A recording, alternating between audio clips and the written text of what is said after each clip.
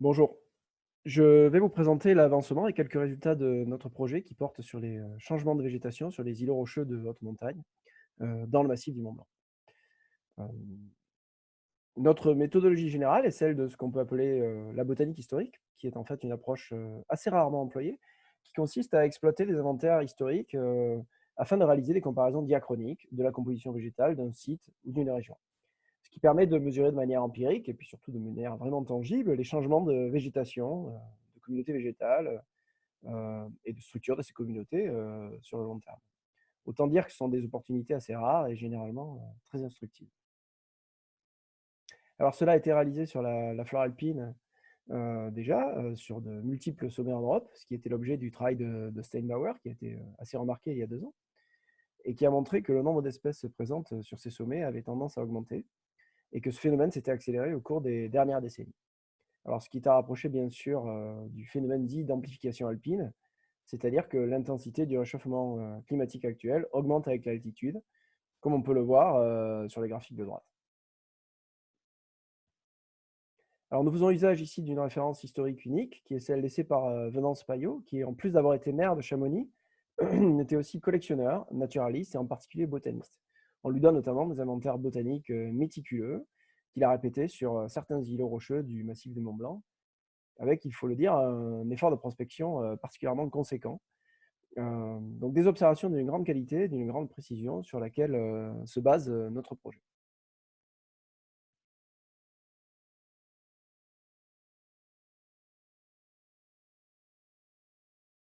Alors nous avions comme objectif donc de réaliser 50 ans après Payot les inventaires de végétation sur les mêmes îlots qu'il avait lui-même étudiés.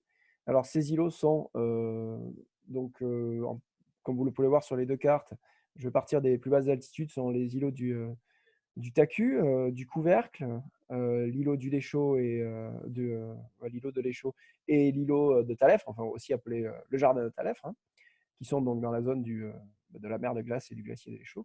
Et à plus haute altitude, l'îlot des Grands Mulets qui avait été étudié par Payot. Alors nous, dans notre projet, nous avons aussi revisité l'îlot dit du Rocher de l'Euro-Retour, qui lui n'avait pas été étudié par Payot, mais avait été visité par De Saussure lors de sa redescente de sa première ascension du Mont Blanc. Et De Saussure avait aussi réalisé des inventaires botaniques sur cet îlot. Mais cet îlot ne sera pas intégré dans les analyses suivantes.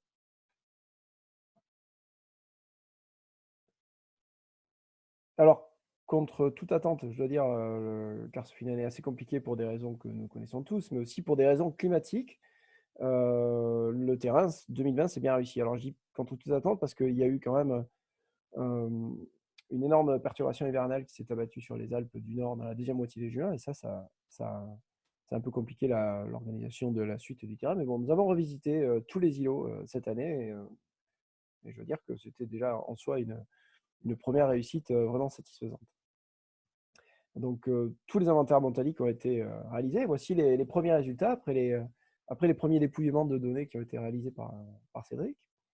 Donc, dans l'ensemble, la richesse végétale de ces îlots a eu tendance à augmenter depuis la fin du 19e siècle.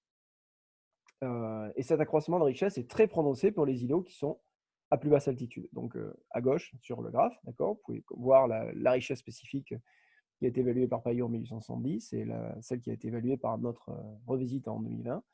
Vous voyez que l'accroissement de richesse est assez remarquable. Et ce qui est assez remarquable, c'est qu'il n'y a quasiment aucun changement de richesse spécifique pour les deux îlots de Talef et de Grand Mulet qui sont à plus haute altitude, plus isolés certainement aussi, dans un environnement plus glaciaire, là où la diversité spécifique est restée quasiment inchangée. Alors, des analyses de télédétection sur ces mêmes îlots ont été réalisées par Brad, avec la collaboration d'Arthur Bail aussi du LECA, et ce à partir d'images Landsat, qui nous permettent d'obtenir une mesure de NDVI, c'est-à-dire une mesure de la productivité, de la vigueur de la végétation. Et alors, ce graphe nous montre ici les changements de NDVI au cours du temps, donc par unité de temps, sur les 35 dernières années. Et dans les îlots, mais classés ici, je m'en excuse pas, d'altitude décroissante, ce qui n'est pas forcément visuel. Et on voit que le signal de greening, c'est-à-dire cette valeur positive d'augmentation de la pente, en fait, de variation du NDVI en fonction de la date, ce signal de greening, de verdissement, il est plus fort dans les îlots de basse altitude et quasiment absent dans les îlots de haute altitude, comme les Grands Mulets, puis le retour. Alors, comme je disais, les résultats sur les changements botaniques, on veut les analyser simplement en rapport avec les mesures de Payot. Donc, le rocher, le retour dans les analyses sur les changements de composition végétale va être en fait exclu par la suite.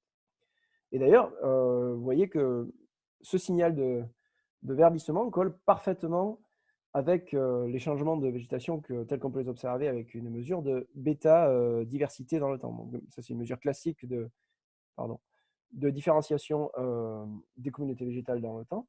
Et ce que l'on voit sur ce graphe, c'est que le signal de verdissement capturé sur les 35 dernières années est vraiment très corrélé à l'intensité de changement des communautés végétales.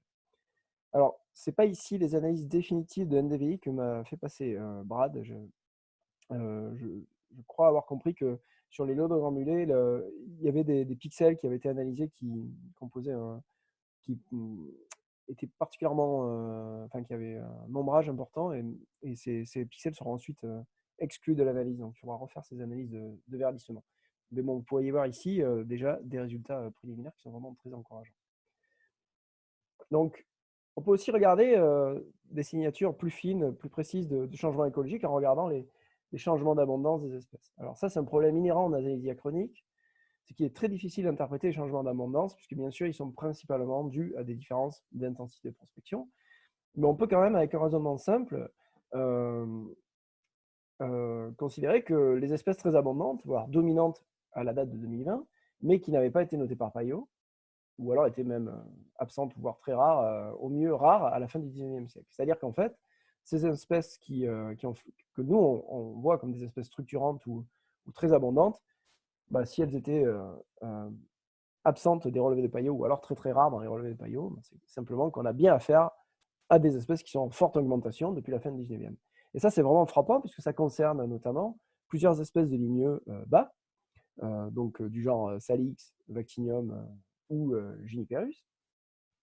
On a aussi des fortes augmentations pour des espèces qui sont typiques de prairies alpines et même subalpines, et même de prairies plutôt humides, hein, comme Molinia cerulea. Et puis on observe aussi des augmentations d'espèces de fougères, augmentations vraiment très frappantes aussi, mais que là on a un peu plus de mal à expliquer d'un point de vue écologique. Alors la perspective actuelle, à partir de ces données, ça sera d'analyser justement ces changements de cortège d'espèces en fonction, bien sûr, de leur trait d'histoire vie, puis aussi de leurs affinités écologiques, telles qu'on peut les avoir à partir des fameux index connus de Ellenberg ou Landolt, pour voir s'il y en a, dans quelle direction, dans quelle complexité de changement écologique nous avons à faire dans ces îlots. Alors voilà, je vais conclure. Donc tout simplement, ce qui est intéressant à partir de ce projet, c'est qu'on voit que déjà, la validation de ces changements floristiques par des analyses de télédétection, ça c'est assez frappant et c'est vraiment intéressant. Et ça converge avec les résultats de Steinbauer qui avait montré que justement beaucoup de ces changements de végétation qu'on observe en haute altitude sont des changements en fait plutôt récents. Et puis bien sûr, nos analyses vont mettre en évidence des changements de végétation vraiment très très abrupts en haute montagne. Et aussi qu'on a affaire à des processus écologiques potentiellement plus complexes que supposé, pas des simples phénomènes de succession végétale tels qu'on peut les voir à basse altitude. On a des ligneux, ça j'ai oublié de le mentionner, mais vous voyez sur la diapo présente, j'ai mis une photo de bouleau. Hein. Il y a un bouleau qu'on a trouvé dans un de ces îlots, dans l'îlot du couvercle. Donc ça montre qu'on a vraiment des phénomènes de succession végétale plus complexes que ce que l'on peut supposer, pas une simple remontée de cortège plus thermophile, mais aussi voilà, une complexité écologique qui se met en place dans ces îlots, peut-être aussi des apparitions, par exemple, de côte-manège. Voilà, donc pour les résultats préliminaires. Et bien sûr, je tiens à remercier Arthur Bail et Colin Van Riet qui nous ont aussi aidés sur le terrain, l'appel à projet, la zone atelier, bien sûr, et puis les trois structures, le CREA, le CREA de Chamonix-Mont-Blanc, le Parc national des Écrins et le CNRS qui ont investi du temps personnel aussi dans ces projets. Voilà.